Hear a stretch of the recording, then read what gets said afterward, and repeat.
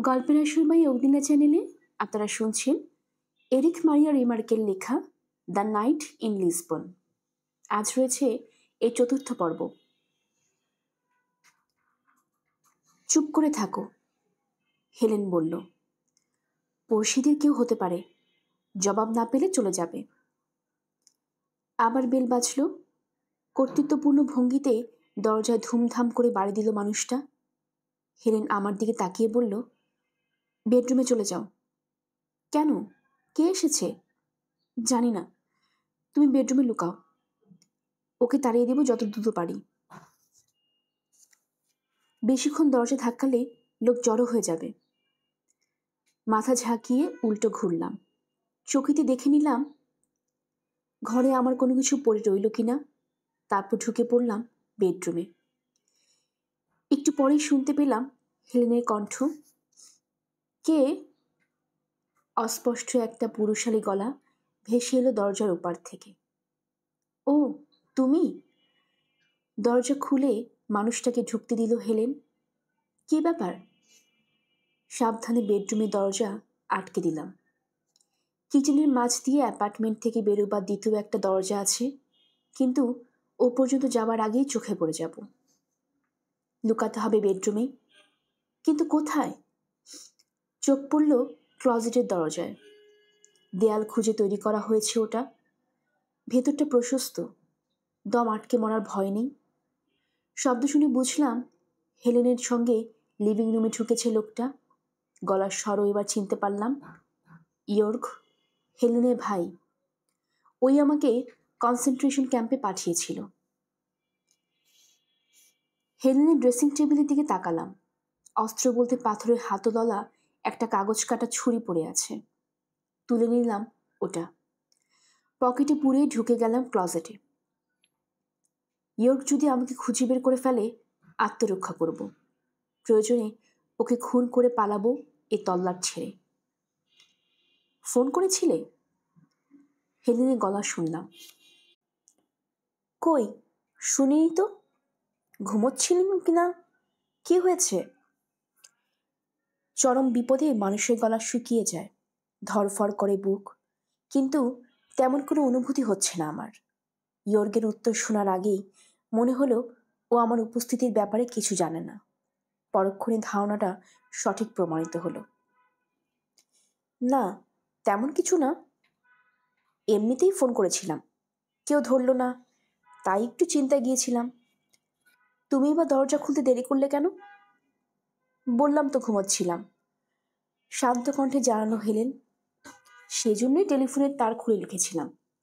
মাথা ধরেছিল, এখনো যায়নি। তুমি এসে আমার ঘুম ভাঙালে। মাথা ধরা? হ্যাঁ, আজ অনন্য বারের চেয়ে বেশিই ধরেছে। 2টো ট্যাবলেট খেয়েছি, ওগুলোর প্রভাব কাটাবার জন্য ঘুমানো দরকার আমার। কিসের ট্যাবলেট খেয়েছ? ঘুমের? না, মাথা ব্যথার। এখন তুমি যাও ইয়র্ক, আমার ঘুম পুরো হয়নি। ওষুধ খেলে মাথা ব্যথা সারে? জামা বদলে নাও, হাঁটতে যাব। খোলা হাওয়ায় মাথা ছাড়বে। কিন্তু আমি তো ওষুধ খেয়ে ফেলেছি, এখন ঘুমোতেই হবে। বাইরে যেতেও আমার ইচ্ছে করছে না ইয়র্ক। কিছুক্ষণ কথা বলল দুই ভাই বোন। ঘণ্টাখানেক বাদে আবার খোঁজ নিতে আসতে চাইছি ইয়র্ক। হেলেন মানা করল। খাবার দাবার লাগবে কিনা জানতে চাইল। হেলেন বলে দিল ঘরে খাবারের অভাব নেই। এরপর মেয়েদের ব্যাপারে কিছু জিজ্ঞেস করলো ইয়র্ক। হেলেন বলল বুড়িকে একবেলার জন্য ছুটি দিয়েছে, ডিনার তৈরির আগেই ফিরে আসবে সে। তাহলে কোনো কিছু প্রয়োজন নেই তোমার? শেষে জিজ্ঞেস করলো ইয়র্ক। না। বেশ, আমি আসলে তোমাকে নিয়ে চিন্তায় থাকি, বুঝলে? চিন্তা কোনো কারণ না থাকলেও যত কিছুই হোক। কি ইয়র্ক? তীক্ষ্ণ কণ্ঠে জানতে চাইলেও হেলেন। কিভাবে বলি, একটা সময় তো আমরা। তাতে কি? যেন হুঙ্কার ছাড়ল হেলেন। ঠিক আছে। দীর্ঘশ্বাস ফেলল ইয়র্ক। তুমি না চাইলে বলবো না, বলে লাভ কি? সব ঠিকঠাক থাকলেই হলো। তবে ভাই হিসেবে দুশ্চিন্তা আমার হতেই পারে, এটা তো মানো। ঠিক বলেছ। কি ঠিক বলেছি? তুমি আমার ভাই। সেটা বুঝতে পারলে কোনো কথাও ছিল না।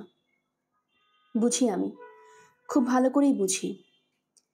হেলেনকে অধৈর্য শোনালো। আজ কি হয়েছে তোমার বলো তো? কি আবার হবে?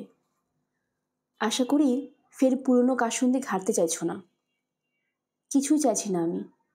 আমার মাথা ধরেছে। এই অবস্থায় কেউ এসে খোঁচাখুচি করলে ভালো লাগার কথা না। খোঁচাখুচি করলাম কোথায়? আমি তোমার ভালো মধ্যে খোঁজ নিতে এসেছি। আমি ভালো আছি ইয়র্ক, অস্থির হবার কিছুই নেই। ডাক্তার দেখিয়েছ? হ্যাঁ। কে বলেছে ডাক্তার? কিছুই না। কিছু তো নিশ্চয়ই বলেছে। বিশ্রাম নিতে বলেছে।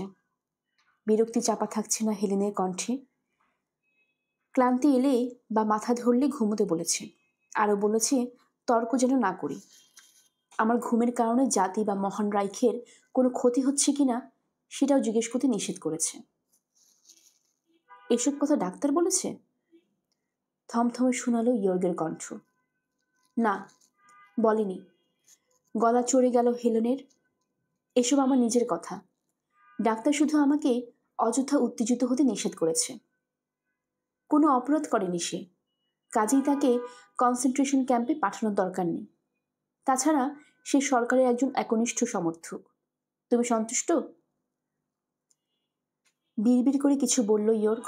ধারণা করলাম এবার বেরিয়ে যাবে সে। তারপরেও সাবধানে মার নেই ভেবে ক্লজেটের দরজা টেনে নিলাম ভালো মতো।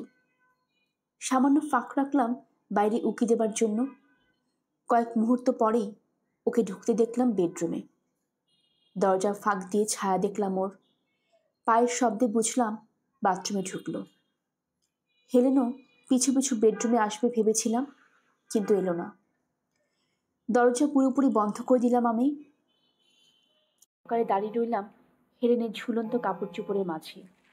হাতের মুঠোয় শক্ত করে ধরে রেখেছি ছুরিটা। আমার খবর জানে না ইয়র্ক। বাথরুম সেরে চলে যাবার সম্ভাবনাই বেশি। তারপরেও হাতুড়ির বাড়ি পড়ছে বুকে, ঘামছি ক্রমাগত। অচেনা ভয়ের চেয়ে চেনা ভয় গুরুতর। অচেনা ভয় মারাত্মক হলেও তার স্বরূপ জানা থাকে না। মন শক্ত করে মোকাবেলা করা যায়, কিন্তু চেনা ভয়ের সামনে সে কৌশল ব্যর্থ। কনসেন্ট্রেশন ক্যাম্পে যাবার আগে ওখানকার কিছুই জানতাম না, তাই শক্ত ছিলাম। কিন্তু এখন জানি দ্বিতীয়বার ওখানে গেলে কি হাল হবে আমার। তাই উৎকণ্ঠায় শুকিয়ে গেছে গলা। সীমান্ত পেরিয়ে এখানে আসার সময় সে কথা মনে পড়েনি, মনে করতে চাইও নি। তাহলে আসতে পারতাম না। আমাদের মন বড় ছলনাময়। দুঃসহ স্মৃতি চাপা দিয়ে তুলে আনে সুখ স্মৃতি। বোকামি করতে বাধ্য করে আমাদেরকে। কি বলো? হ্যাঁ, জানি, বললাম আমি। তবে দুঃখের স্মৃতি কখনোই পুরোপুরি মুছে যায় না। ক্ষণিকের জন্য হয়তো ভুলে থাকা যায়। বাস্তবের একটা কষাঘাতই সেসব ফিরিয়ে আনতে যথেষ্ট। মাথা ঝাঁকিয়ে সায় দিল সুয়ার্জ। তারপর বলতে থাকলো, ক্লজেটের অন্ধকার সুবাসিত করে ঠায় দাঁড়িয়ে রইলাম আমি। হেলেনের পোশাকগুলি যেন বাদুড়ের ডানার মতো চেপে ধরছিল আমাকে। অসুবিধে হলেও নড়বার সাহস পাচ্ছিলাম না। চেপে রাখছিলাম হাঁচি কাশি।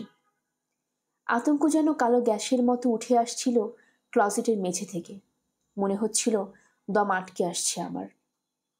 অবশ্য কনসেন্ট্রেশন ক্যাম্পে এর চেয়ে খারাপ অভিজ্ঞতা হয়েছে আমার। সহ্য করতে হয়েছে হাজারো নির্যাতন, কিন্তু ছাড়া পাবার পর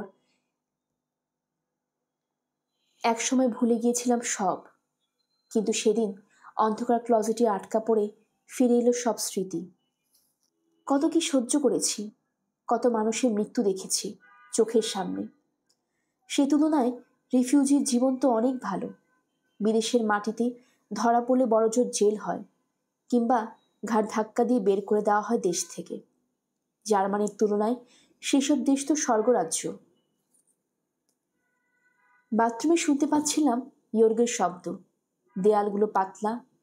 সেও নীরবে কাজ করার মতো মানুষ নয়, হয়তো নিজেকে সর্বশ্রেষ্ঠ জাতির সদস্য ভাবে বলেই। সশব্দে কমোডের ঢাকনা তুলল সে। এরপর ভেসে এলো প্রস্রাবের আওয়াজ। আশ্বস্ত হওয়া উচিত ছিল আমার ও নিশ্চিন্তে জল বিয়োগ করছে বলে।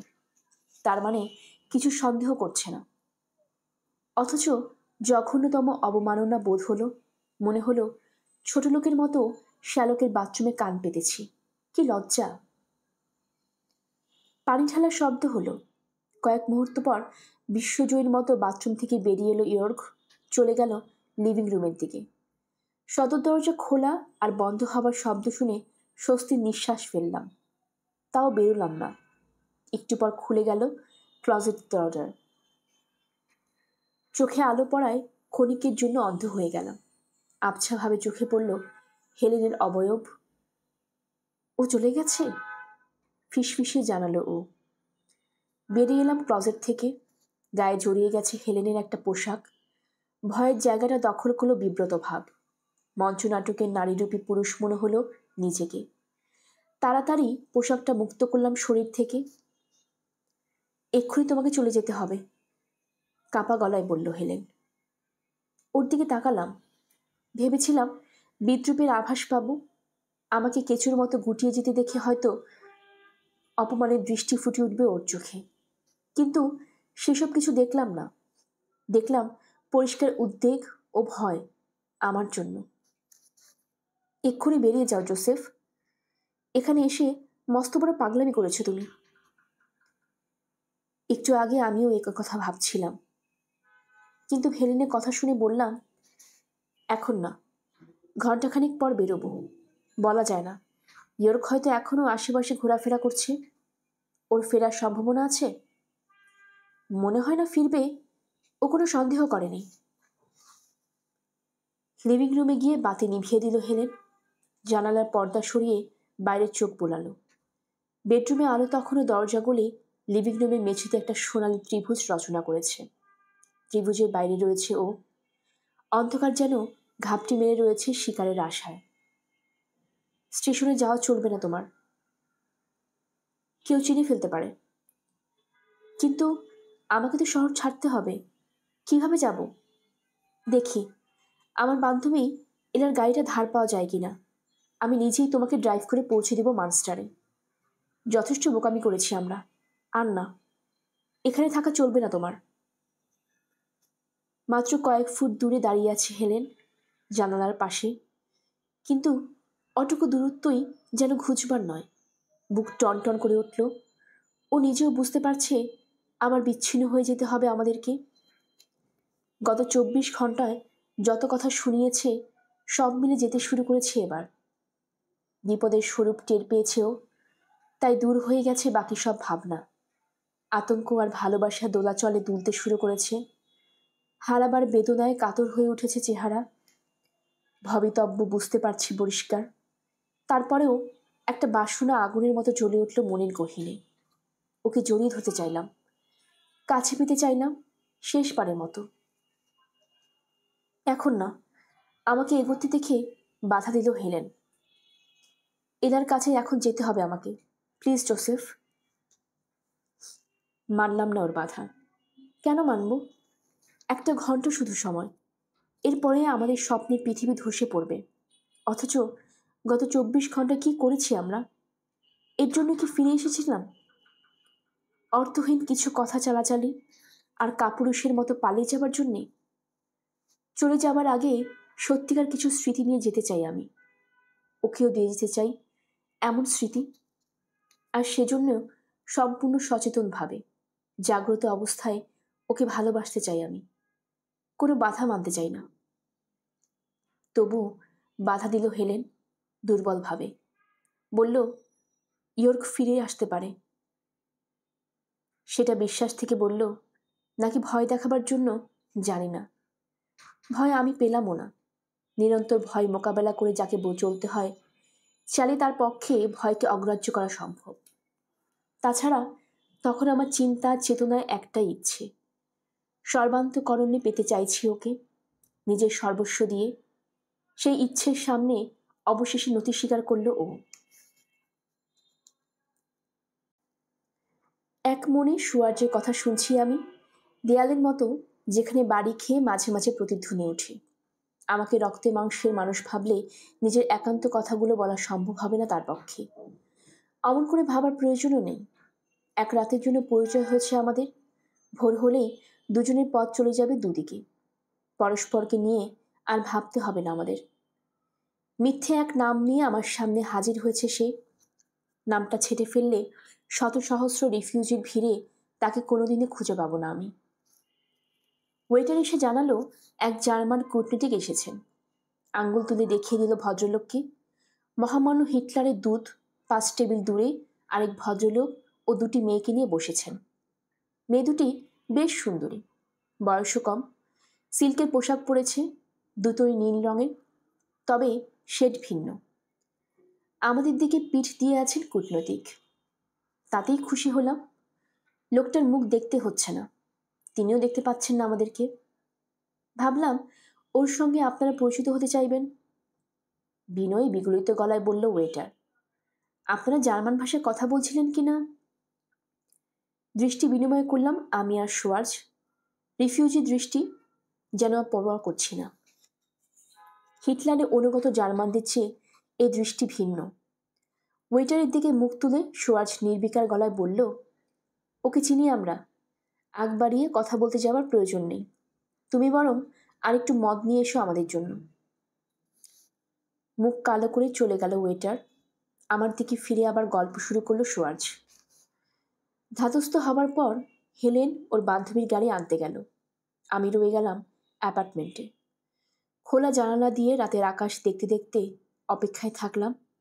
তখন রাত নেমে এসেছে। সব বাতি নিভিয়ে দিলাম, যাতে মনে হয় ঘরে কেউ নেই। ফোন এলে ধরবো না, ইয়োর গেলে পিছনের দরজা দিয়ে সটকে পড়ব, সেটাই ঠিক করে রেখেছি। 8 ঘন্টা বসে থাকলাম জানালার ধারে। রাস্তার আওয়াজ শুনলাম। ভাবলাম আশু বিচ্ছেদের কথা। সেটা খুব কষ্টকর ছিল না, কিন্তু একটা কালো ছায়া ধীরে ধীরে আচ্ছন্ন করছিল মনকে। যেভাবে আকাশ ঢেকে দেয় কালো মেঘ। বসে বসে পাল্লায় মাপলাম পরিস্থিতি। এক পাশে আমার শূন্য অতীত, অপর পাশে শূন্য ভবিষ্যৎ, মাঝখানে হেলেন। ওর গায়ে পড়ছে পাল্লার ছায়া। মনে হলো জীবনের সন্ধিক্ষণে এসে দাঁড়িয়েছি। যেদিকে পা বাড়াবো সেদিকেই ঝুঁকে যাবে পাল্লা, আর কোনোদিনও সমান হবে না। বোধহয় চোখ লেগে এসেছিল। জেগে উঠলাম গাড়ির আওয়াজে। জানলা দিয়ে ওকে দিতেই দেখলাম হেলেনকে। ঝটপট বিল্ডিংয়ে ঢুকে পড়ল। একটু পর চাবি ঘুরানো হলো দরজায়। ভেতরে ঢুকল। রওনা হতে পারি আমরা, বলল।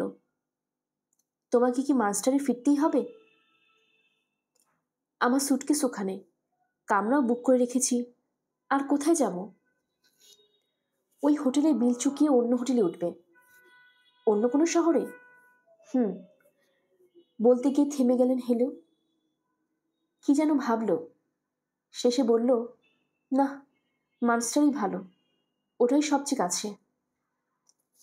একটা সুটকেসে প্রয়োজন জিনিসপত্র ভরে নিয়েছিলাম। ঠিক করলাম বাড়ির সামনে থেকে গাড়িতে উঠবো না, রাস্তা ধরে কিছু দূর এগিয়ে গিয়ে তারপর উঠব। হেলেন নেবে সুটকেসটা। নিরাপদে রাস্তায় পৌঁছলাম। বাতাস বইছে তখন। গাছের পাতায় শন শন শব্দ উঠছে তার ঝাপটায়। চত্বর পর্যন্ত যেতেই হেলেনের গাড়ি এসে থামল পাশে। চাপা গলায় ও ডাকল, উঠে এসো জলদি। গাড়িটা কনভার্টিবল বলে তবে হাত তুলেছে হেলেন। ড্যাশবোর্ডের আলো পড়ছে ওর মুখে, চোখ দুটো জল জল করছে সে আলোয়। বলল, আস্তে চালাচ্ছি, কিছু মনে করো না। অ্যাক্সিডেন্ট হলে পুলিশের খপ্পরে পড়তে হবে। চুপ করে রইলাম। কিছু বলার প্রয়োজন দেখছি না। বাঁধের পাশে রাস্তা ধরে ছুটে চলল গাড়ি। হেলেনের মুখে নিঃশব্দ হাসি দেখতে পেলাম। রোমাঞ্চ অনুভব করছেও। যে কোনো অ্যাডভেঞ্চারে বেরিয়েছি। আপন মনে কথা বলে চলল। ট্রাফিক পুলিশ দেখলে বিড়বিড় করে প্রার্থনা করছে সিগন্যালের লাল বাতিতে থামতে হলে গাল দিচ্ছে ভাগ্যকে। আরো কত কি। ওর চপলতা দেখে বিস্মিত হলাম। শীঘ্রই দুজনে আলাদা হয়ে যাব, তাও এত খুশি থাকছে কি করে? শহর থেকে বেরিয়ে আসার পর একটু ঢিল পড়ল হেলেনের উত্তেজনায়। কখন মাস্টার ছাড়বে বলে ভাবছো? জানতে চাইল। প্রশ্নটার জবাব নেই আমার কাছে, কারণ যাবার কোনো জায়গা নেই আমার। তবে এটুকু জানি, বেশি সময় থাকা যাবে না ওখানে। ভাগ্য সারাক্ষণ সহায় থাকবে না, তার আগেই কেটে পড়া উচিত। কাজ ঝাঁকিয়ে তাই বললাম, কি জানি, হয়তো আগামীকাল। খানিকক্ষণ নীরব রইল হেলেন, তারপর জিজ্ঞেস করল, কিভাবে যাবে? এ নিয়ে আমিও ভাবছি। ট্রেনে ওঠা বিপজ্জনক। সীমান্তে গিয়ে শুধু পাসপোর্ট দেখালে চলবে না, এক্সিট ভিসা দেখতে চাইবে ওরা। ইমিগ্রেশনের ট্যাক্স পরিশোধের রসিদ চেয়ে বসবে। ওসবের কিছুই নেই আমার কাছে। গোপনেই হয়তো দেশ ত্যাগ করতে হবে আমাকে। যেভাবে এসেছি সেভাবেই। অস্ট্রিয়ার ভেতর দিয়ে রাইন নদী পেরোবো, তারপর রাতের অন্ধকারে ঢুকে পড়বো সুইজারল্যান্ডে। ওর দিকে ফিরলাম। এ নিয়ে আর কিছু জানতে চেও না। যত কম জানো ততই ভালো। মাথা ঝাঁকালো হেলেন। কিছু টাকা এনেছি, তোমার কাজে লাগবে। লুকিয়ে বর্ডার পেরোতে চাইলেই সঙ্গে নিতে পারো। সুইজারল্যান্ডে গিয়ে বদলে নিতে পারবে না? পারবো, কিন্তু টাকাটা তোমার দরকার নেই। আমি কি করে নেব? বর্ডারে তো সার্চ করবে তোমাকে। বেশি টাকা সঙ্গে নেওয়া বারণ। হতভম্ব হয়ে গেলাম। কি বলছে ও? ভুল শুনছি না তো? জিজ্ঞেস করলাম, কত এনেছ? চকিতে আমার দিকে তাকালো হেলেন। একেবারে কম নয়, অনেকদিন থেকেই জমাচ্ছি। ব্যাগে আছে টাকাটা। পিছনের সিটে রাখা ছোট একটা চামড়ার ব্যাগের দিকে ইশারা করল। বেশিরভাগই 100 মার্কের নোট। 20 মার্কের একটা বান্ডিলও আছে। জার্মানির ভেতরে যেমন ভাঙতি টাকার সমস্যা না হয়। নাও নাও, ওগুলো তোমারই টাকা। আমার টাকা? আমার অ্যাকাউন্ট তো জব্দ হয়ে যাবার কথা। তা করেছে, তবে একটু দেরিতে। তার আগেই অনেকখানি তুলে নিয়েছিলাম আমি। ব্যাংকের এক কর্মচারী সাহায্য করেছে আমাকে। তোমার জন্যই তুলেছি। চেয়েছিলাম পাঠিয়ে দিতে, কিন্তু ঠিকানা জানলে তো। একটা চিঠিও যদি লিখতে। তোমার নিরাপত্তার জন্যই চিঠি লিখিনি। ভেবেছিলাম তোমাকে চোখে চোখে রাখা হচ্ছে। চাইনি আমার কারণে তোমাকেও কনসেন্ট্রেশন ক্যাম্পে যেতে হোক। আমার মনে হয় না সেটাই একমাত্র কারণ। শান্ত গলায় বলল হেলেন। হয়তো, আমি ঠিক জানি না। একটা গ্রাম পেরিয়ে এলাম। সাদা দেয়াল আর খড়ের চালে বাড়ি সেখানে। ইউনিফর্ম গায়ে তরুণীরা ঘুরে বেড়াচ্ছে। পানশালা থেকে ভেসে আসছে দেশাত্মবোধক গান। যুদ্ধ বাঁধতে দেরি নেই। তুমি কি সেজন্যই ফিরে এসেছ? কি করে জানলে যুদ্ধ বাঁধবে? ইয়র্ক বলেছে। বললে না তো। তুমি সেজন্য কি ফিরে এসেছ? কেন জানতে চাইছে? বুঝতে পারলাম না। আবার তো চলে যাচ্ছি আমি। দীর্ঘশ্বাস ফেলে বললাম, হ্যাঁ, ওটা একটা কারণ বই কি। আমাকে নিতে আসুনি? অসহায় চোখে ওর দিকে তাকালাম। দোহাই হেলেন, ও কথা বলো না। তোমার ধারণা নেই বাইরে কি অবস্থা। যুদ্ধ বাঁধলে পরিস্থিতি আরো খারাপ হবে। ওরা হয়তো তখন প্রবাসী জার্মানদের ধরে ধরে জেলে পুরবে। রেল ক্রসিংয়ে থামতে হলো। গেট কিপারের কুড়ে ঘরের সামনে ডালিয়া আর গোলাপ ফুটেছে। গেটের তারে বিচিত্র সঙ্গীত রচনা করছে উদ্দাম বাতাস। আমাদের পিছনে আরো দুটো গাড়ি থেমেছে। একটা ছোট ওপর গাড়ি বসে আছে 4 জন গম্ভীর দর্শন মানুষ। তাদের পিছনে একটা সবুজ রঙের 2 সিটার। এক বৃদ্ধা চালাচ্ছেন ওটা। খানিক পর সববাহী গাড়ির মতো একটা কালো লিমাজিন এসে থামলো আমাদের পাশে। ড্রাইভারের পরনে এসএস এর কালো ইউনিফর্ম। পেছনের সিটেও বসে আছে একই রকম ইউনিফর্ম পরিহিত 2 জন ফ্যাকাশে চেহারার অফিসার। গাড়িটা এত কাছে যে হাত বাড়ালেই ছুতে পারবো। বুকের ধূপকানি শুরু হলো। ট্রেন আসতে দেরি করছে। স্বাভাবিক থাকার চেষ্টা করলাম। হেলেনও বসে আছে মূর্তির মতো। অধৈর্য হয়ে একটু আগে বাড়ল গাড়িটা। নাক প্রায় লাগিয়ে দিল রেলগেটে। সত্যি সত্যি সববাহী গাড়ি বলে মনে হচ্ছে এখন। পেছনে দুটো লাশ বইছে। লাশের গায়েতে সুগন্ধি দেওয়া থাকে, কিন্তু আমার মনে হলো লিমাজিন থেকে ভেসে আসছে পচনের গন্ধ। দেশের পচন, মানবতার পচন, স্বাধীনতার পচন। জীবন যেভাবে চলে যায় সেভাবে ট্রেনটাও খানিক পর সগর্জনে চলে গেল সামনে দিয়ে। এক্সপ্রেস ট্রেন, স্লিপিং কার আর ডাইনিং কার দেখতে পেলাম। আলোয় ঝলমল করছে। ভালো করে তাকালেই টেবিল ক্লথগুলো দেখতে পেতাম হয়তো। গেট উঠে গেল। সঙ্গে সঙ্গে টায়ার পুড়িয়ে ছুট লাগালো লিমাজিন। তারা আছে আরোহীদের। টর্পেডোর মতো ছুটে হারিয়ে গেল সামনে অন্ধকারে। স্বস্তি নিঃশ্বাস ফেললাম। তোমার সঙ্গে যাচ্ছি আমি, বিনা মেঘে যেন বজ্রপাত ঘটালো হেলেন। কি? আতকে উঠলাম। কি বললে? কেন নয়? রাস্তার পাশে গাড়ি থামালো হেলেন। ঘুরে বসলো আমার দিকে। বলল, কেন যাব না? তুমি কি সত্যি সত্যি আমাকে ফিরে যেতে চাইছিলে? ড্যাশবোর্ডে নীল আলোয় একটু আগে দেখা দুই এসএস অফিসারের মতো ফ্যাকাশে দেখাচ্ছে হেলেনকে, যেন মৃত্যুর নিশানায় পরিণত হয়েছেও। আর তখনই উপলব্ধি করলাম আমার সত্যিকার ভয়টা যুদ্ধটাই দেয়াল হয়ে দাঁড়াবে আমাদের দুজনের মাঝে। একদিন হয়তো থামাবে সেই যুদ্ধ, কিন্তু তখন কেউ কাউকে আর খুঁজে পাবো না। যুদ্ধের তাণ্ডবে হারিয়ে যাব একজন বা দুজনেই। কথা বলছো না কেন? আমার নীরবতায় রেগে গেল হেলেন। সঙ্গে যদি নাই নিবে তো ফিরে এসে মস্ত বড় অন্যায় করেছ, সেটা তুমি বুঝতে পারছো না? মিথ্যে স্বপ্ন দেখিয়েছ আমাকে, তারপর আবার গুঁড়ি দিতে চলছে সেই স্বপ্নকে। বুঝতে পারছি। বুঝে লাভ কি যদি তুমি আমাকে ছুঁড়েই ফেলে দাও? আমি তোমাকে ছুঁড়ে ফেলছি না হেলেন, কিন্তু তুমি যা চাইছো তা কতটা কঠিন সেটা তুমি জানো না। তুমি জানো? তাহলে এসেছিলে কেন? আবার বিদায় নিতে? না, তাহলে কি মরতে এসেছো এখানে? বিচলিত বোধ করলাম। আমার কোনো জবাবই ওর কাছে গ্রহণযোগ্য মনে হবে না। দিতে হবে ওর মন মতো জবাব, সেটা যত সম্ভবই হোক। তাই করলাম। বললাম, ঠিকই ধরেছ, আমি আসলে তোমাকে নিয়ে যেতেই এসেছি। কিভাবে বলবো সেটা বুঝে উঠতে পারছিলাম না। মুখের ভাব বদলে গেল হেলেনের। মিলিয়ে গেল রাগ, ফিরে এলো সৌন্দর্য। নিচু গলায় বলল, আমি জানতাম এত ভরিতে না করলেও পারতে। সাহসে কুলায়নি।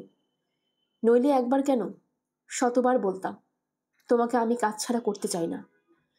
কিন্তু সেটা যে অসম্ভব। তুমি যাবে কি করে? কিছুই অসম্ভব নয়, আমার পাসপোর্ট আছে। থমকে গেলাম এক মুহূর্তের জন্য। অবিশ্বাসী সুরে জিজ্ঞেস করলাম, সত্যি আছে? ওটা দিয়ে বিদেশ ভ্রমণ করা যাবে? কথা না বলে হ্যান্ডব্যাগ খুলে একটা পাসপোর্ট বের করলো হেলেন। সঙ্গে নিয়ে এসেছে, তার মানে ব্যাপারটা পূর্ব পরিকল্পিত। শ্রদ্ধা নিয়ে তাকালাম পাসপোর্টের দিকে। বৈধ পাসপোর্টের মতো কাঙ্ক্ষিত বা আরাধ্য বস্তু এই মুহূর্তে আর কিছু নেই।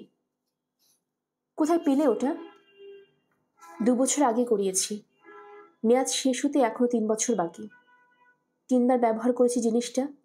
একবার অস্ট্রিয়া যেতে, তখনও দেশটা স্বাধীন ছিল, আর 2 বার গেছি সুইজারল্যান্ডে। পাতা উল্টে পরখ করলাম পাসপোর্টটা। হেলেন মিথ্যে বলছে না, সত্যি একটা বৈধ পাসপোর্ট রয়েছে ওর। তার মানে জার্মানি ছেড়ে বেরোতে কোনো অসুবিধে হবে না ওর। দেখলে তো?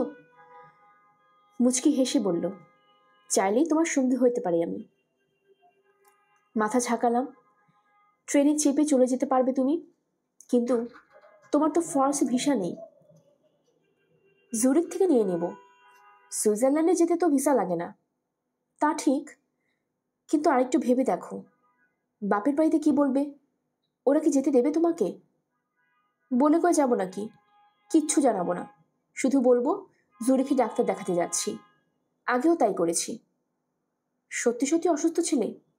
উফ, মিথ্যে বলেছি তখনও, যাতে পাসপোর্ট করতে দেয়। আমি আসলে কিছুদিনের জন্য জার্মানি ছাড়তে চাইছিলাম। এখানে দম বন্ধ হয়ে আসছিল। এবার বুঝলাম কেন ওর কাছে ডাক্তারের কথা বলছিল ইয়র্ক। তারপরেও নিশ্চিত হবার জন্য প্রশ্ন করলাম, আসলেই কোনো রোগ নেই তোমার? কবার বলবো এক কথা? একটু বিরক্ত হলো হেলেন। বললাম তো, বাড়িতে মিথ্যে কথা বলেছি, নইলে আমাকে শান্তিতে থাকতে দিচ্ছিল না ওরা। মার্টিনস তো সাহায্য করেছে আমাকে, ও না থাকলে চিকিৎসার জন্য আমাকে বার্লিনে পাঠাতো ইয়র্ক। ফাঁদে পড়া জন্তুর মতো লাগছে নিজেকে। হেলেনকে শান্ত করার জন্য সঙ্গে নেব ভেবেছিলাম, সত্যি সত্যি নিতে হবে ভাবিও নি। ও ও বেশ চতুরতার সাথে ফাঁসিয়েছে আমাকে। আমার অবস্থা দেখে হেসে ফেলল হেলেন। বলল, অমন করো না জোসেফ, বিপদ হবে না আমার। আমি তো রাতের অন্ধকারে চুপে চুপে সীমান্ত পাড়ি দিতে চাইছি না। ট্রেনে চেপে বৈধভাবে হাজির হব জুরিখে। ওখানেই দেখা করব তোমার সঙ্গে, কি বলো? ঠিক আছে, আর কথা বাড়ালাম না। এবার গাড়ি ছাড়ো। সব কিছু তো চমৎকারভাবে এগোচ্ছে যে ভয় হচ্ছে আমার। অনর্থ না ঘটে যায়, দেখা যাবে এক্ষুনি চারদিক থেকে এক ব্রিগেড এসএস সৈন্য এসে ঘিরে ধরেছে আমাদেরকে। ব্যাপারটা এত সহজ হয় কি করে? খামোখা ভয় পাচ্ছ, নরম গলায় বলল হেলেন। জীবনের সব কিছু কঠিন হতে হবে কেন? আসলে সহজ কিছু না পেতে পেতে আশাই ছেড়ে দিয়েছ তুমি। ধরে নাও এটা তোমার এতদিনের কষ্টের প্রতিফল। তেমন হলে তো ভালোই। আবার চলতে শুরু করলো গাড়ি। হেলেন বলল, কিচ্ছু ভেবো না, বাকি জীবন আমরা একসঙ্গেই থাকব। খুব স্বাভাবিক শোনাচ্ছে ওর গলা। ঘণ্টাখানিক পর পৌঁছলাম মানস্টারে। হোটেলের সামনে গাড়ি থামালো। বলল, চলো, লবি পর্যন্ত তোমাকে এগিয়ে দিই। সঙ্গে কেউ থাকলে তোমাকে আর সন্দেহ করবে না ওরা। এসব দেখছি খুব দ্রুত শিখছ, মন্তব্য করলাম। মাথা নাড়ল হেলেন। আরও আগেই শিখেছি, যখন থেকে লোকে পাড়া প্রতিবেশী নামে অভিযোগ করতে শুরু করলো, তাদেরকে বিপদে ফেলতে শুরু করলো, তখন থেকেই সতর্ক থাকতে শিখতে হয়েছে আমাকে। হোটেল ক্লার্কের কাছ থেকে চাবি নিয়ে কামরায় চলে গেলাম। হেলেন রয়ে গেল লবিতে। দরজার পাশের স্ট্যান্ডে রয়েছে আমার সুটকেস। অচেনা কামরাটার ভেতরে দৃষ্টি বুলিয়ে মনে করতে চাইলাম কিভাবে এসেছিলাম এ পর্যন্ত। কিন্তু সেই স্মৃতি ঘোলা হয়ে গেছে। নিজেকে আর পলাতক বলে মনে হচ্ছে না, নিঃসঙ্গ বলেও মনে হচ্ছে না। জীবনের নদী পাড়ি দেবার জন্য একজন সঙ্গিনী রয়েছে আমার। সঙ্গে আনা সুটকেসটা নামিয়ে রেখে তাড়াতাড়ি লবিতে ফিরলাম। হেলেনকে জিজ্ঞেস করলাম, কতটা সময় আছে তোমার হাতে? গাড়িটা আজ রাতেই ফেরত দিতে হবে। ভালো করে দেখলাম ওকে। খুব ইচ্ছে করছে জড়িয়ে ধরতে, কিন্তু উন্মুক্ত লবিতে সেটা শোভন হবে না। ওকে নিজে কামরাতে নিয়ে যাওয়া উচিত হবে না? অজ্ঞতা গলা টিপে মারলাম ইচ্ছেটা। বললাম, চলো কোথাও খেতে যাই, এরপর চলে যেও। ভাববো আগামীকালই আবার দেখা হবে আমাদের। আগামীকাল না, পরশু। পরশুর কথা কেন বলল বুঝলাম না। হয়তো কথাটার বিশেষ কোনো অর্থ আছে ওর কাছে।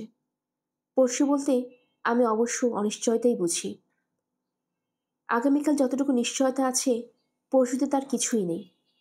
সেটা কি বোঝাতে চাইছে ও? তাহলে পরশু কেন? হালকা গলায় বললাম, পরের যে কোনো দিনই দেখা হতে পারে, নির্ভর করছে আবহাওয়া আর পরিস্থিতির ওপর। এ নিয়ে ভাববার দরকার নেই। কিন্তু আমি যে আর কিছু ভাবতে পারছি না। ডমকিলার নামে একটা রেস্টুরেন্টে গেলাম আমরা। ভেতরটা জার্মান গথিক স্টাইলে সাজানো। নির্জন একটা কোনায় গিয়ে বসলাম, যাতে কেউ আমাদের আলোচনায় আড়ি পাততে না পারে। মদের অর্ডার দিয়ে ঠিক করে নিলাম কর্মপরিকল্পনা। পরদিনই জুরিখে চলে যাবে হেলেন। ওখানে অপেক্ষায় থাকবে আমার। অস্ট্রিয়ার রাইন নদী পাড়ি দিয়ে আমিও চোরাপথে হাজির হব সেখানে। পৌঁছবার পর কোথায় কিভাবে যোগাযোগ করব তাও ঠিক করে নিলাম।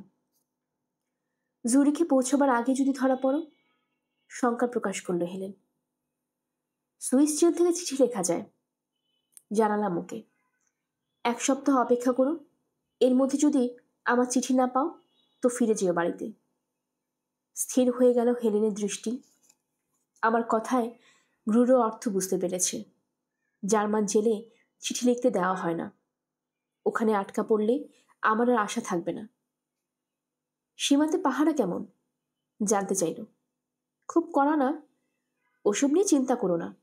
ঢুকতে যখন পেরেছি বেরোতেও পারবো। বিদায় পর্ব সহজ হলো না। বিষাদের একটা কালো ছায়া আচ্ছন্ন করলো আমাদের। ক্লিষ্ট হয়ে উঠল চেহারা। দীর্ঘশ্বাস ফেলে বললাম, মনে হচ্ছে 5 বছর পিছনে ফিরে গেছি। পার্থক্য এটুকু যে এবার আমরা দুজনেই যাচ্ছি। সাবধানে থেকো। হেলেনের গলায় আকুতি ফুটল। ঈশ্বরের দোহাই, এক মুহূর্তের জন্য অসতর্ক হইও না। তাতে জুরিক পৌঁছতে দেরি হলে হোক, 1 সপ্তাহ কেন, দরকার হলে অনন্তকাল অপেক্ষা করব আমি। তুমি কোনো ঝুঁকি নিতে যেও না। আমি সাবধানেই থাকব। এ নিয়ে আর কিছু বলতে যেও না। বাড়াবাড়ি করতে গেলে দেখা যাবে একটা অঘটন ঘটবে। আমার হাতে হাত রাখলো হেলেন। এখন মনে হচ্ছে তুমি সত্যি সত্যি ফিরেছ, অথচ এক্ষুনি চলে যেতে হচ্ছে আমাকে। ইচ্ছে করছে না একদম। আমারও করছে না, কিন্তু উপায় নেই। শীঘ্রই আবার দেখা হবে, এই আশা নিয়ে মনকে শক্ত করো। তোমাকে বুঝতে আমি বড্ড দেরি করে ফেলেছি জোসেফ। দেরি আমারও হয়েছে, কিন্তু সেটা খুব বেশি নয়। নইলে কি ফিরে আসতাম তোমার কাছে? তুমি কি অপেক্ষায় থাকতে আমার? আহ, আমি সবসময় তোমার অপেক্ষায় থাকিনি। চেহারায় মেঘ জমল হেলেনের। আমিও থাকিনি, কিন্তু সেটা বলতে চাইলাম না। অন্তত এই মুহূর্তে তো বলার প্রশ্নই ওঠে না।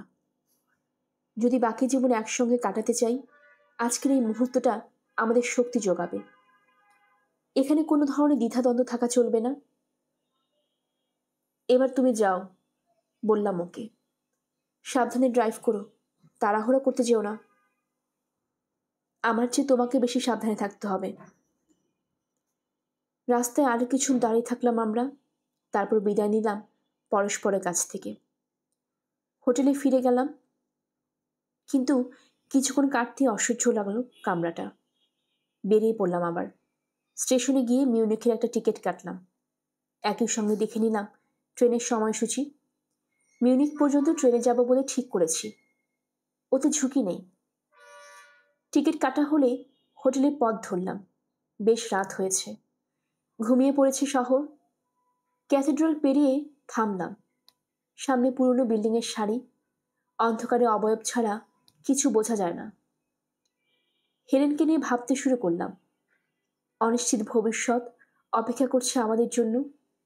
ওর জেদের সামনে হার মেনে ভুল করলাম না তো? কি ঘটবে বলা যায় না। সুখে শান্তিতে জীবন কাটাবার সম্ভাবনা যেমন আছে, তেমনি আছে ভয়াবহ কোনো পরিস্থিতির আশঙ্কা।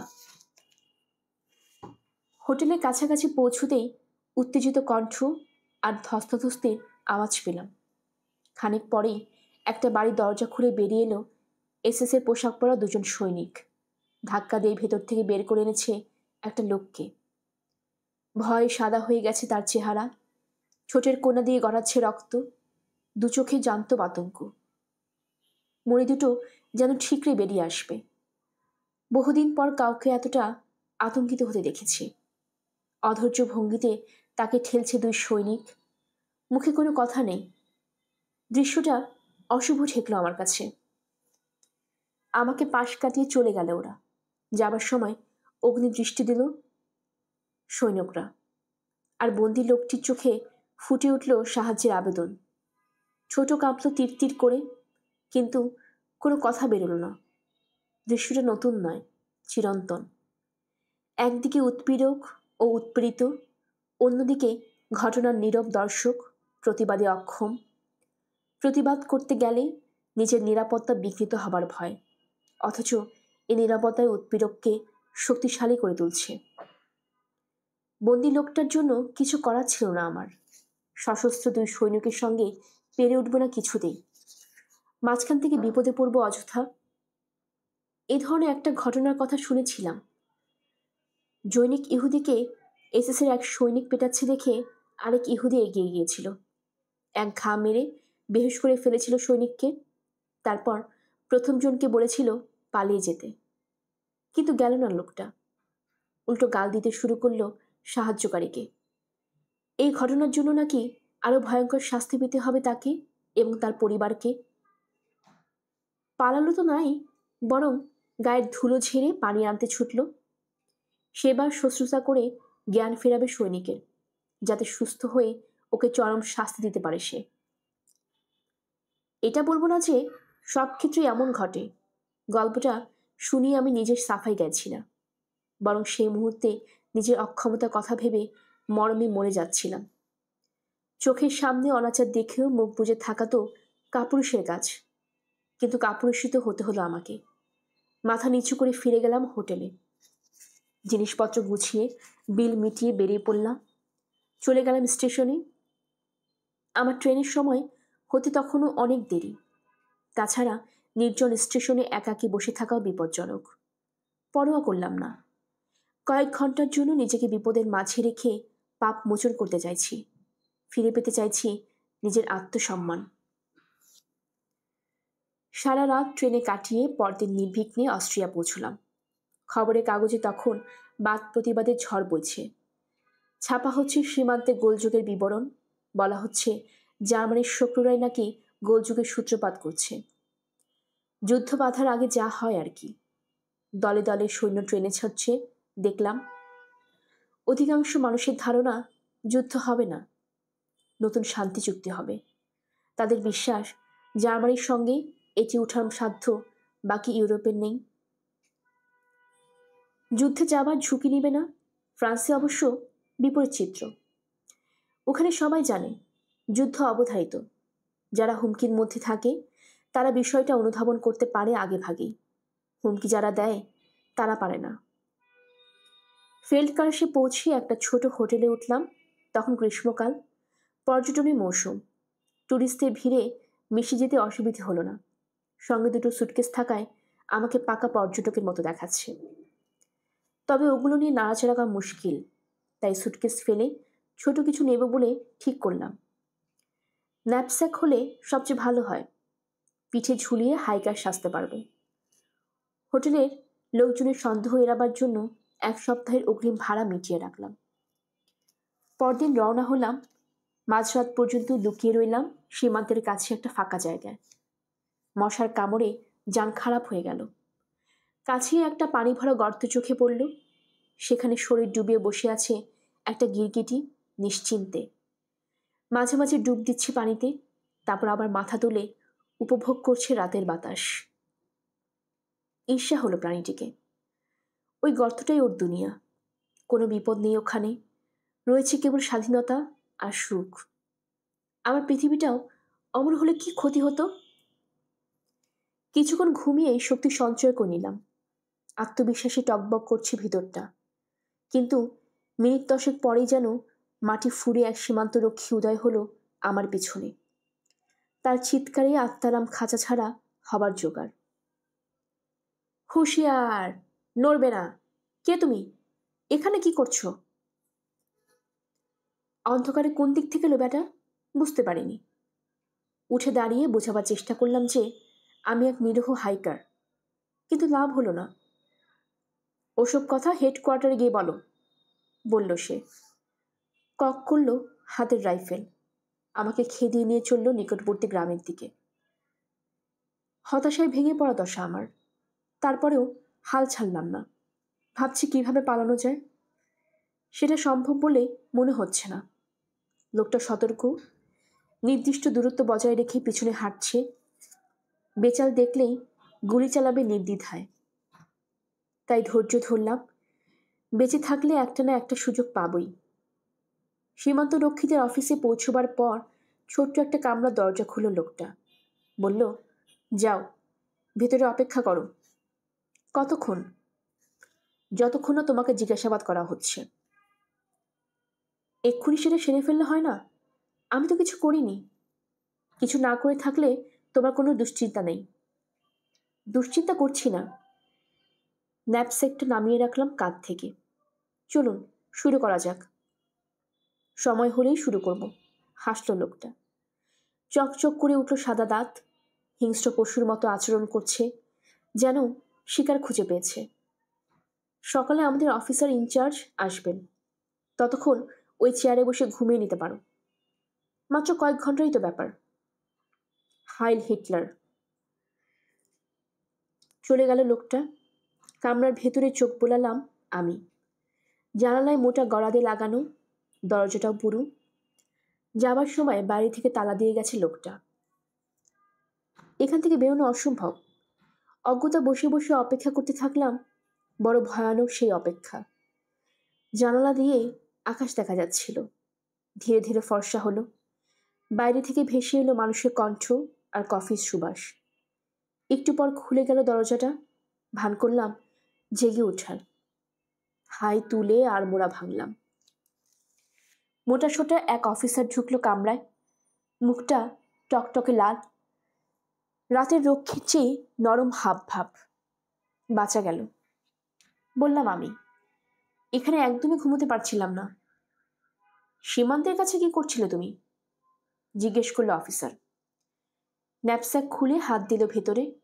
অবৈধভাবে ওপারে যেতে চাইছিলে নাকি চোরাচালান? পুরনো জামা কাপড় দিয়ে চোরাচালান হয়? হালকা গলায় বললাম। শুনেছেন কখনো? হয়তো হয় না, কিন্তু রাত দুপুরে ওখানে কি করছিলে তুমি? ন্যাপস্যাকটা সরিয়ে রাখলো অফিসার। প্রমাদ গুনলাম। সঙ্গে রাখার টাকার কথা মনে পড়েছে। ওগুলো যদি পেয়ে যায় তো মরেছি। মনে মনে প্রার্থনা করলাম লোকটা যেন আমার শরীর তল্লাশি না করে। রাতের বেলা রাইন নদীর শোভা দেখছিলাম। বললাম তাকে, আমি ট্যুরিস্ট, সুন্দর দৃশ্য দেখার জন্যই ঘুরে বেড়াই। এসেছ কোত্থেকে? শহর আর হোটেলের নাম বললাম। তার সঙ্গে যোগ করলাম সকালে ফিরে যাব ভাবেছিলাম। ওখানে আমার লাগেজ রয়েছে। 1 সপ্তাহের জন্য কামরা বুক করেছি। চোরাচালানি হলে নিশ্চয়ই তা করতাম না। মুখের কথায় কাজ হবে না। আমরা সরেজমিনে গিয়ে দেখব। অপেক্ষা করো। হাতের কাজ গুছিয়ে ঘন্টা খানেকের মধ্যে আসছি। তোমাকে সঙ্গে নিয়ে যাব ওই হোটেলে। দেখব লাগেজের ভেতর কি রেখেছো তুমি। তাই হলো। 1 ঘন্টা পর উদয় হলো অফিসার। আমাকে নিয়ে রওনা হলো হোটেলের উদ্দেশ্যে। এও বেশ সতর্ক। পথে একটাও সুযোগ দিল না পালাবার। শকুনের মতো চোখে চোখ রাখলো আমাকে। একসময় পৌঁছে গেলাম হোটেলে। ওই তো এসেছে। সামনে জানালা দিয়ে চেঁচিয়ে উঠল কে যেন। পরক্ষণে ছুটে এলো হোটেলের মালিক মহিলাটি, উত্তেজিত। হায় ঈশ্বর, আমরা তো ভেবেছিলাম আপনার বুঝি কিছু হয়ে গেছে। রাতভর ছিলেন কোথায়? আমি জবাব দেবার আগেই হড়বড় করে আরো কিছু কথা বলল মহিলা। সেখান থেকে জানলাম ইদানিং এই এলাকায় এক ডাকাতি উপদ্রব শুরু হয়েছে। টুরিস্টদের উপর হামলা চালিয়ে টাকা পয়সা কেড়ে নেয়। রাতে আমি ফিরিনি দেখে তাই চিন্তা পড়ে গিয়েছিল সে। পুলিশও খবর দিয়েছে।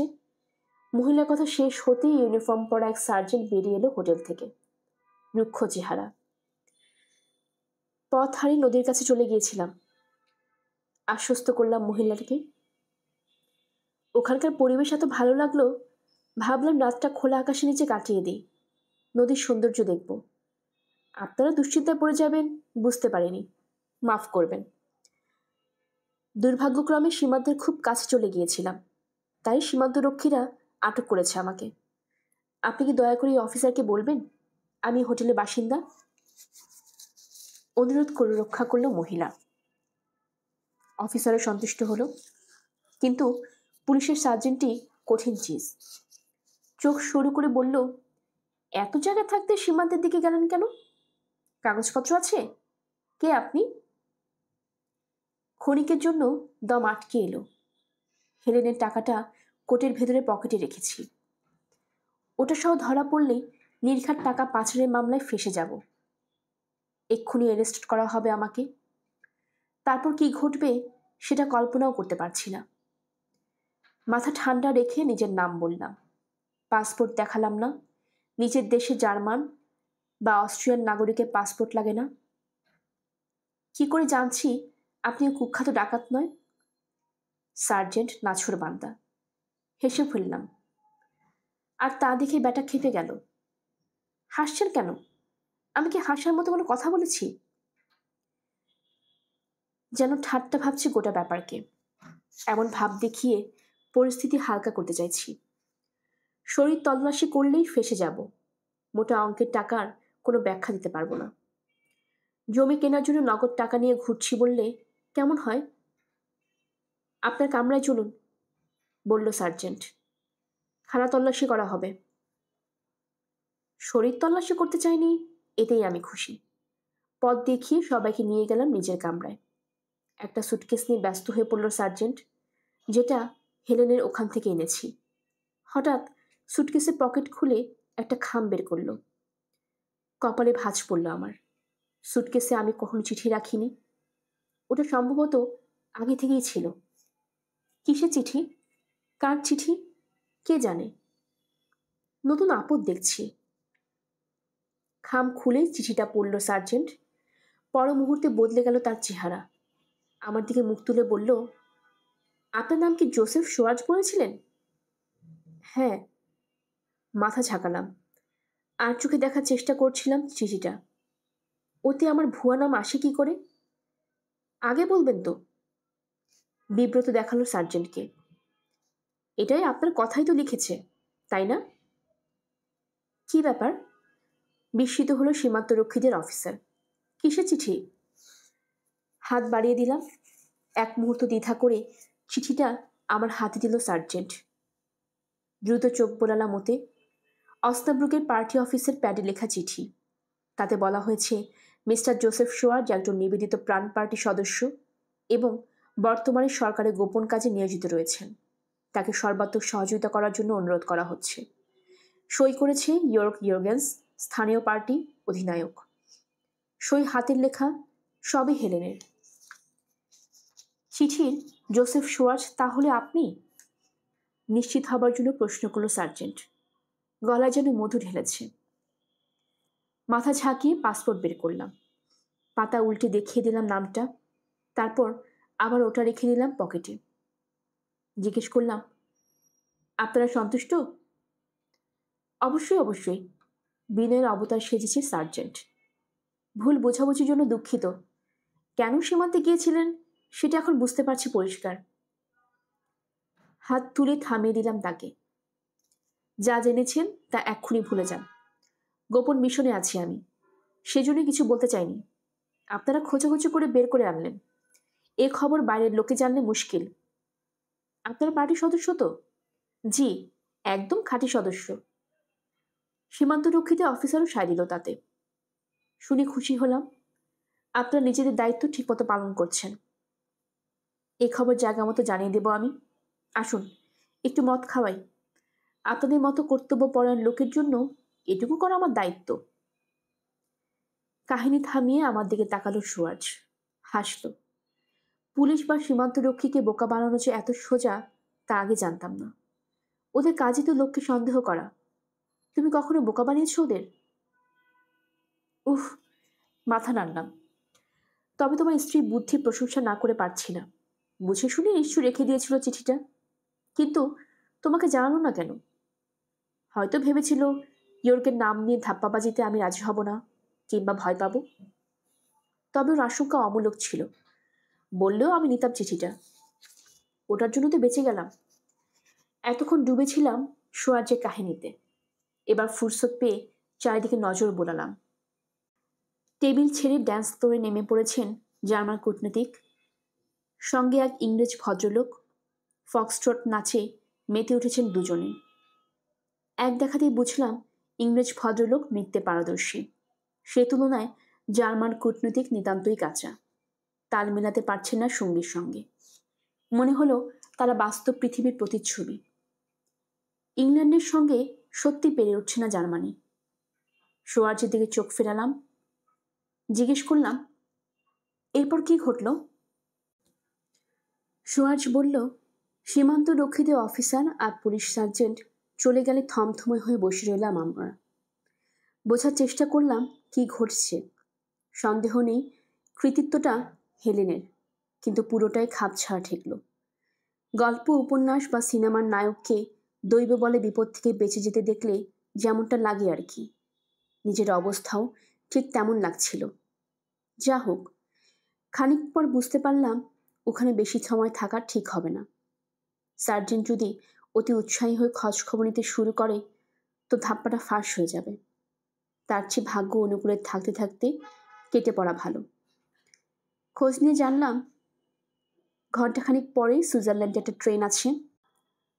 হোটেলের মালিক মহিলাটাকে বললাম, একদিনের জন্য জুরিখে যাচ্ছি, রাতে ফিরবো না, সে যেন চিন্তা না করে। তারপর চলে গেলাম স্টেশনে। জানতাম ওভাবে যাওয়ায় ঝুঁকি আছে, কিন্তু পরোয়া করলাম না। যা ঘটে গেছে তারপর আর অবৈধভাবে সীমান্ত পাড়ি দেওয়ার চেষ্টা করা ঠিক হবে না। দ্বিতীয়বার ধরা পড়লে আর সদুত্তর দিতে পারবো না। অগত্যা ট্রেনই ভরসা। ফার্স্ট ক্লাসের একটা টিকিট কাটলাম। ধনী সাজার চেষ্টা আর কি। ধনী মানুষকে কেউ সন্দেহ করে না। পকেটে রাখার টাকারগুলোর কথা ট্রেন ছাড়ার আগে মনে পড়ল না। যখন পড়ল তখন আর লুকানোর সুযোগ নেই। কামরায় আমি ছাড়া আরও একজন এসেছে, নার্ভাস চেহারার একজন লোক। বাথরুমে লুকানোর কথা ভাবলাম, কিন্তু সেগুলোর একটাও খালি পেলাম না।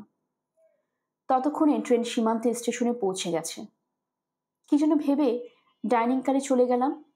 একটা টেবিল দখল করে দামি এক বোতল মদের অর্ডার দিলাম। এরপর দেখতে চাইলাম মেনু। ওয়েটার জানতে চাইল, আপনার মালপত্র আছে? আছে, পাশের কামরায়। তাহলে চেংড়িকের ঝামেলা মিটিয়ে এলে ভালো হয় না? আমি আপনার জায়গাটা রিজার্ভ করে রাখছি। চেকিংয়ে অনেক সময় লাগবে, আমিও অতক্ষণে অপেক্ষা করতে পারবো না। খিদে পেয়েছে, খাবার নিয়ে এসো। বিলটা আগাম মিটিয়ে দিচ্ছি, যাতে ডাক পড়লে ছুটে যেতে পারে। মাথা ঝাঁকিয়ে অর্ডার নিল ওয়েটার। চলে গেল খাবার আনতে। ভেবেছিলাম সীমান্ত রক্ষীরা ডাইনিং কারের দিকে নজর দিবে না, কিন্তু সে আশায় ঘুরে বেড়াই। ওয়েটার সবে মদ আর স্যুপ পরিবেশন করছে। এমন সময় ইউনিফর্ম পরিহিত 2 রক্ষী উদয় হলো। তার আগেই টাকার খাম টেবিল ক্লথের তলায় ঢুকিয়ে ফেলেছি। পাসপোর্টের ভাঁজে রেখেছি হেলেনের দেওয়া চিঠিটা। পাসপোর্ট? আমার সামনে এসে কড়া গলায় বলল একজন। দ্বিরুক্তি না করে তার হাতে তুলে দিলাম জিনিসটা। সে জানতে চাইল, লাগেজ নেই? 2টো সুটকেস, পাশের ফার্স্ট ক্লাস কম্পার্টমেন্টে আছে ওটা। দ্বিতীয় রক্ষী বলল, আমরা তল্লাশি করব। উঠে দাঁড়ালাম। ওয়েটারকে বললাম, জায়গাটা রেখো, আমি খুব শীঘ্রই ফিরে আসব। নিশ্চয়ই রাখবো স্যার, আপনি তো অগ্রিম বিল দিয়েছেন। ভ্রু কুচকে আমার দিকে তাকালো প্রথম রক্ষী। অগ্রিম দিয়েছেন? কেন? না দিলে পরে মুশকিলে পড়তাম।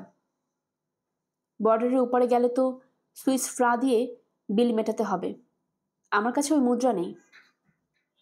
হাসল রক্ষী। ভালো বুদ্ধি তো, আর কাউকে এমন বুদ্ধি খাটাতে দেখিনি। সহজ হয়ে এলো চেহারা। যান যান, নিজের সিটে যান।